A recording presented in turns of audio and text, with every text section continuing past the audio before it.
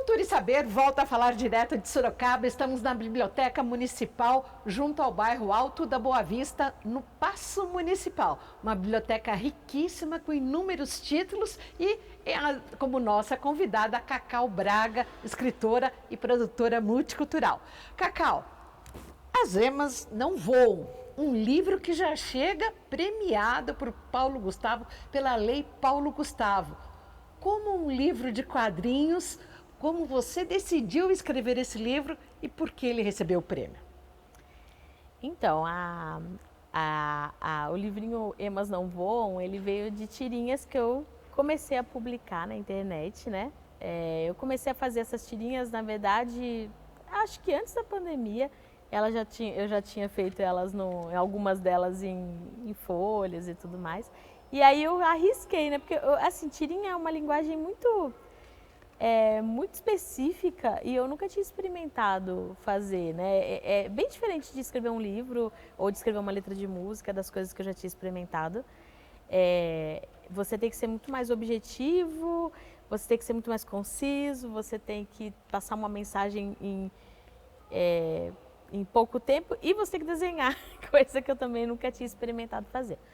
Mas, como eu comecei a publicar, um pouco depois da pandemia, um pouco antes da pandemia, eu comecei a publicar as tirinhas nas redes sociais e eu comecei a ver que o pessoal gostava, né, das tirinhas. E ela começou a ter um retorno legal e tudo mais e eu fui fazendo, fiz um monte de pequenas tiras, não é uma HQ, né, então é um livro só de tirinhas, ele é até esticadinho assim, porque você consegue ler as tirinhas no formatinho, né, que você leria no jornal antigamente, enfim, é bem bonitinho.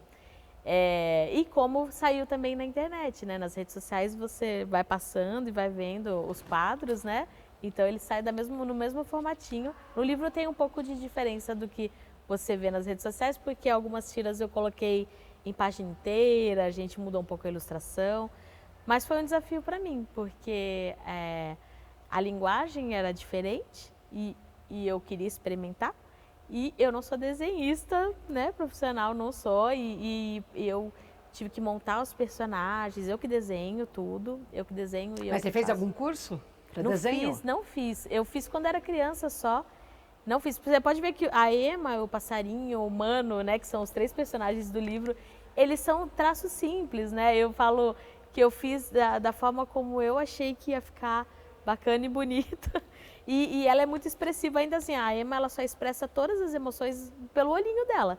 Então ela ainda assim consegue ser bastante expressiva de uma forma simples, né? Agora, quem é a Ema? Conta para o nosso público, quem nos assiste pela Rede Alesp e também pelo YouTube. Eu vou ler aqui um quadrinho. Tá. É tanta coisa bizarra acontecendo que eu nem tenho tempo de reclamar de música ruim. Ela aqui com o passarinho. Então, a Ema é uma personagem... A maioria das pessoas considera a Ema a personagem ranzinza. É a personagem mal-humorada, vamos dizer assim. Mas ela é uma personagem, na verdade, que ela é extremamente realista. Só que ela é realista pro ladinho pessimista, sabe? Tem chance de dar errado? Vai dar. Tem chance de não ser bom? Vai ser ruim. Então a Ema ela tem esse lado... É cômico, porque a gente dá risada dessas questões...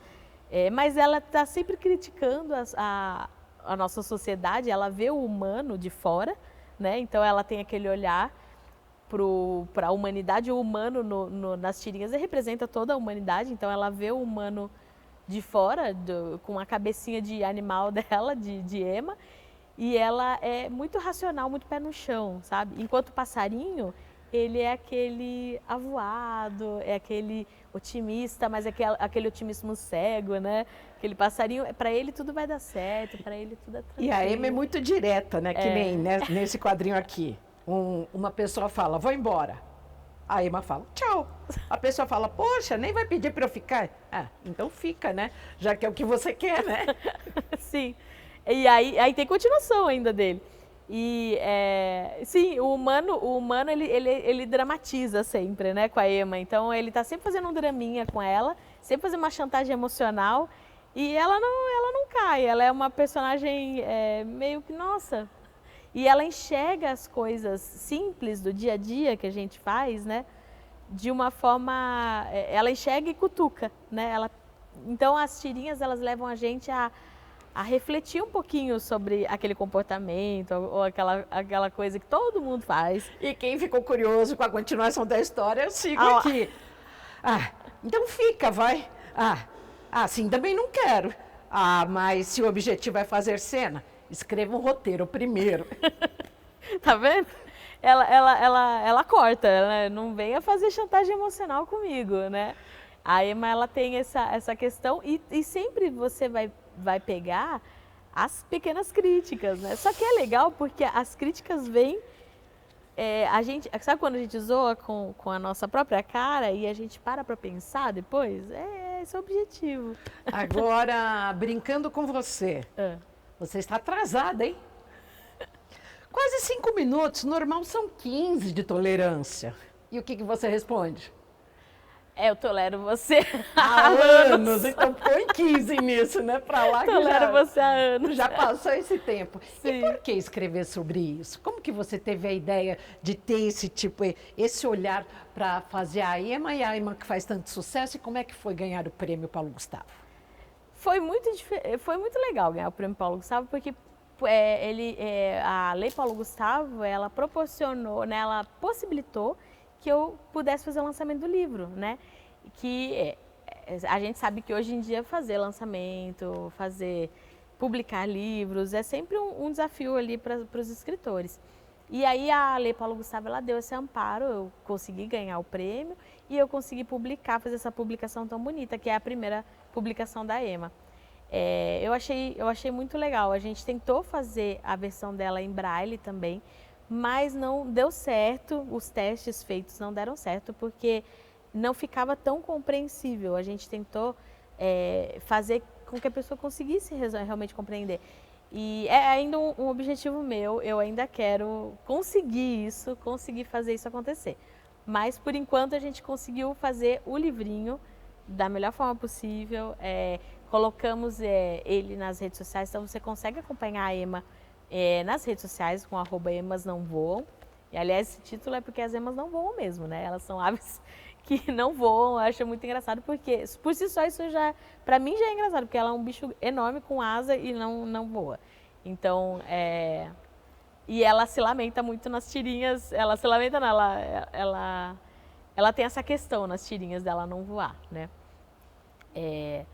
Então, o Prêmio Paulo Gustavo foi uma surpresa para mim, porque é minha primeira experiência, né, com tirinhas. E já está sendo muito legal, né? Amanhã eu vou lá para a CCXP, que é um evento gigante, vou levar as tirinhas. E aí a gente vai caminhando e vai vendo que as pessoas gostam, né, desse tipo de humor. Eu acho que não pude pôr todas as tirinhas no livro, porque tirinhas também tem essa questão de ser... de falar, de conversar sobre o que está acontecendo no momento, né? Algumas coisas, se você coloca no livro, elas ficam um pouco fora de contexto ou elas ficam meio soltas, né? Então, se você acompanhar nas redes sociais, você vai ver algumas tirinhas lá que comentam sobre acontecimentos atuais, né? Então, que não caberia muito colocar num livro depois. Então, é uma seleção feita bem cuidadosa para que você abra qualquer página hoje e consiga se identificar e dar risada e também refletir sobre algumas coisas simples da vida. E, Cacau, como é que foi ser elogiada pela cartunista hoje tão importante, Laerte Coutinho, que fez, inclusive, uma parada sua com o Enfio? Nossa, isso foi maravilhoso, porque, assim, foi... Da Graúna com o Enfio, ela comparou a Graúna do Enfio. Nossa, foi maravilhoso. Eu queria até agradecer a Laerte. Eu agradeço sempre, mas eu vou conhecer a Laerte essa semana. Então, é isso. Não conheço a Laerte pessoalmente. Eu conheci por um grupo de WhatsApp, vamos dizer assim, que era um outro grupo que a gente estava juntas participando. E aí sabe, o livro já estava pronto e eu pensei, bom, será que eu arrisco mandar para a Laerte ver? Só assim para ver se ela quer dar uma olhadinha.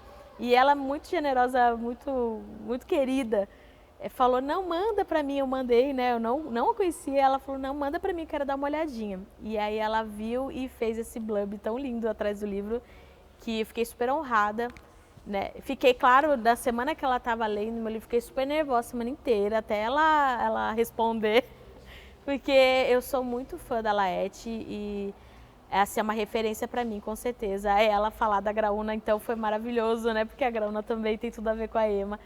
E, eu achei lindo, é emocionante, na verdade. Você já está passando por vários caminhos, né? Você já começou escrevendo com sua mãe, depois fez um livro autoral na pandemia, agora fez esse de quadrinhos. E o próximo? Já tem um aí no prelo para janeiro, A Chave dos Nove. A Chave dos Nove. O que é um romance, é ficção? É um romance, finalmente um romance,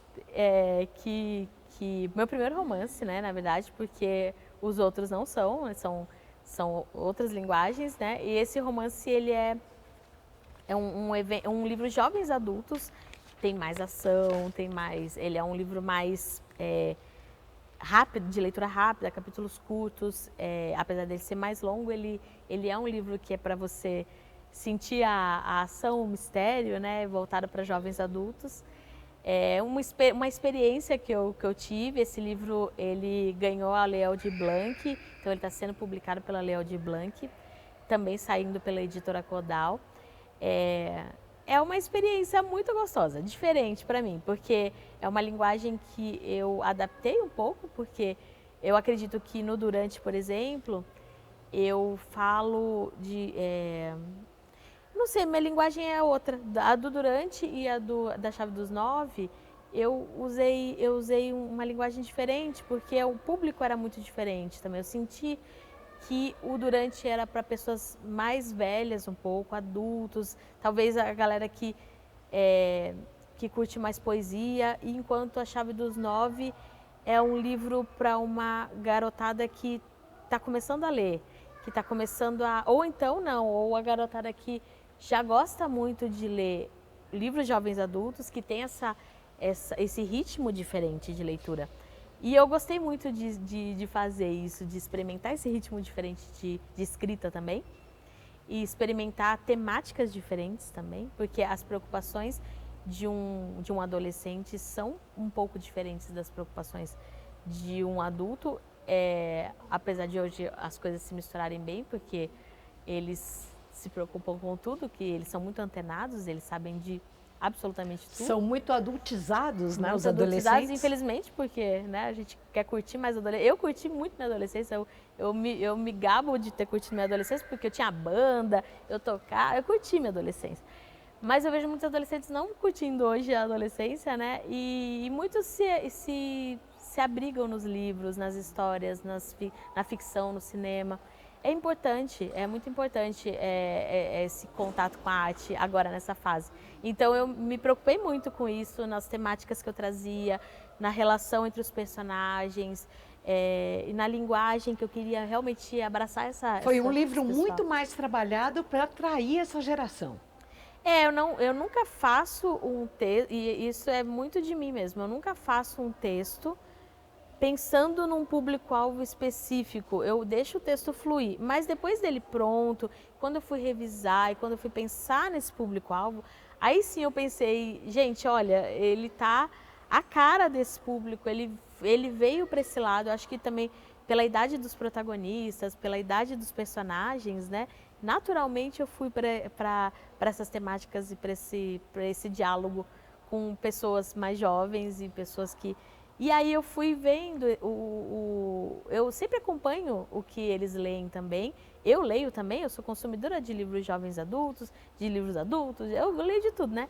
Então eu acompanho esse movimento e eu entendi que ficou muito a cara dessa faixa etária. Mas é um livro que, assim como todos os jovens adultos, eles são para todas as idades. Cacau Braga, muito obrigada pela sua participação aqui no Cultura e Saber, a gente que fala direto da Biblioteca Municipal de Sorocaba. Parabéns pela sua obra. Obrigada. Prazer foi meu. Muito obrigada. Cultura e Saber volta a qualquer momento na programação da Rede Alesp. Nós que temos todo um time trabalhando aqui por trás. Eu agradeço ao Diego Marcheski, também ao Márcio da Silva e a Suelen Souza. Fique sempre com a gente e obrigada pela sua audiência.